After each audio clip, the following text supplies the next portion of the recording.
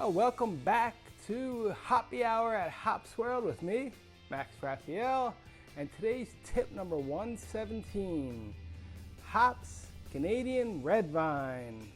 Let's do it.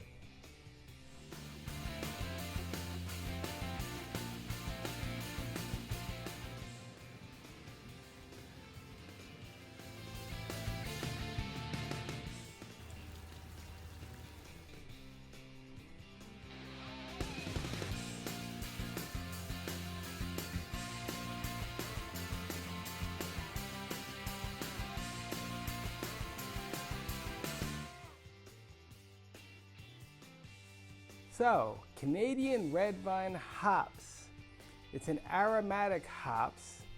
It is actually believed, the legend has it, that it was the very first hops planted in the very first hop yard in the very early 1800s in New York.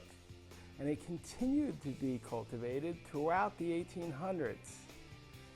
Canadian Red Vine is not 100% verifiable, but it's believed to have been created using a female from France that was imported, crossed with a wild male Canadian plant.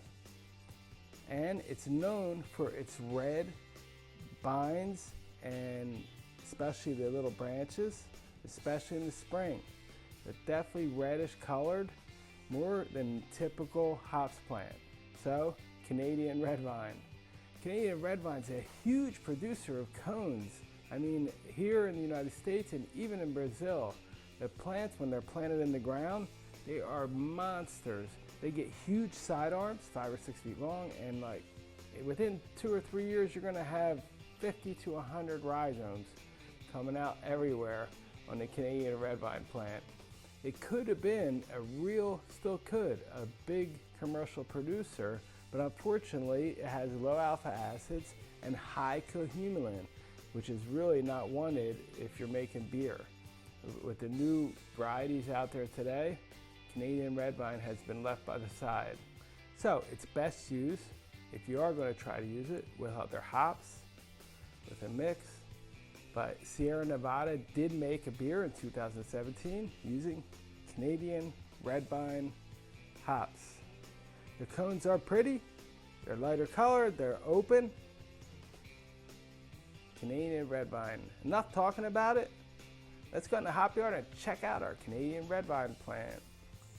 Hey, here we are in our breeding hop yard with our one Canadian Red Vine plant. Yep, one plant only, and she's pretty sad looking, unfortunately, because she's in a pot. It's really hard to make a real pretty, beautiful plant in a pot, but she definitely flowers every year.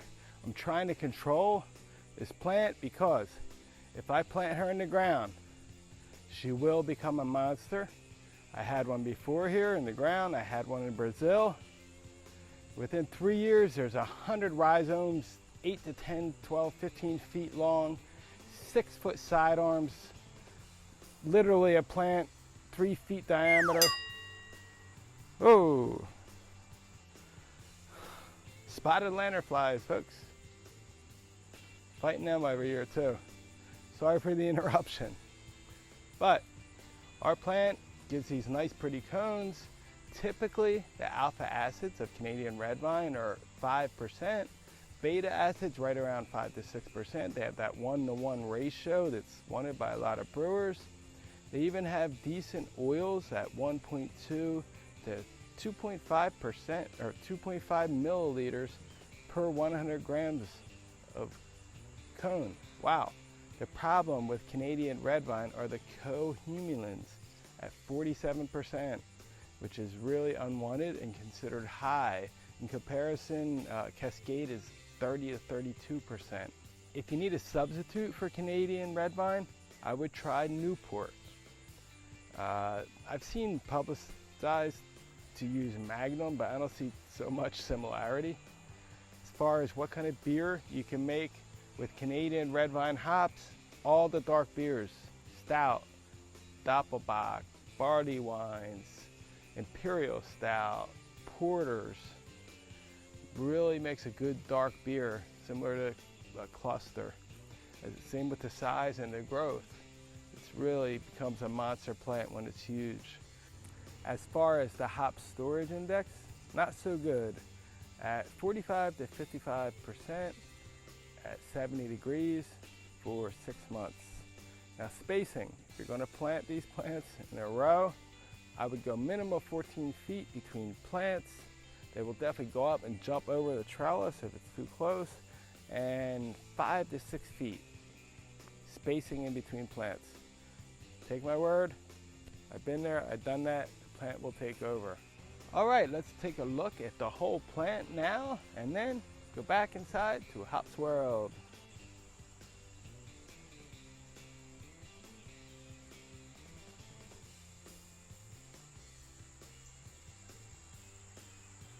Our plant always reaches the top wire easily, even this year. It really got a late start. I'll show you why when we get down to the bottom. But definitely gets full of cones. Nice elongated, big, beautiful cones. Up top here.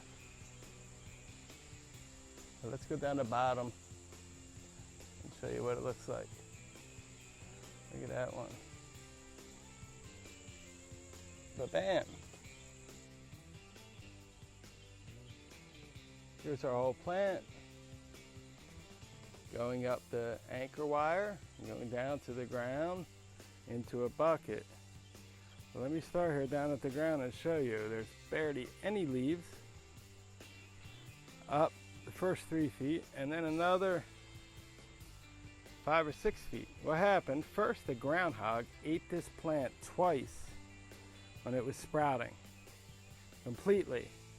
And the sprouts were only like 6 inches to a foot tall. Then once it grew, the groundhog kept eating all the little leaves, broke a couple of the stems, and then the deer started chewing on this thing.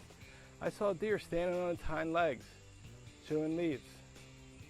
I mean, it is out here in the open, so I guess that's kind of what happened, but darn. Anyway, here's our Canadian red vine plant in a pot. Second year. If we put it in the ground, maybe we'll do that next year and show you the difference. A beautiful plant. Definitely has a reddish branches. I'll show you closer. It's really the reason they call it red vine. Here on some of the lower branches, on the stems, hard to tell, but I'll show you some good ones.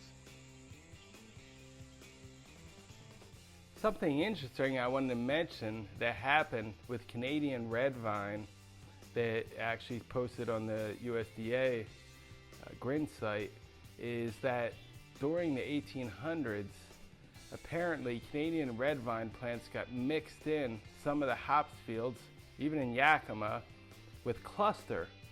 And then when these workers found this one monster plant, even bigger than their cluster plants, and they went to cut rhizomes, they were getting up to 100 rhizomes off of one plant.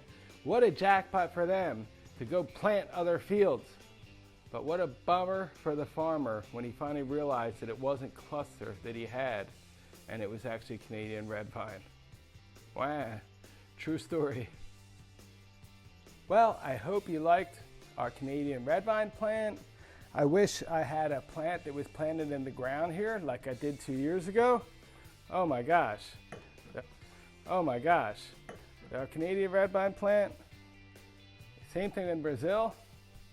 I definitely think I'm going to plant this one outside because I want to show you the production that you can get with Canadian red vine. So, for those of you who like hops and liked our video about Canadian red vine, put a thumbs up. If you're not subscribed, please subscribe. Every week we're going to do a different video. If you have any ideas on a video you want to see on a certain variety, please put comments below. I thought that with Canadian red vine, it would combine good with some Russian Imperial Stout. So Without further ado, thanks for being here. Cheers to life.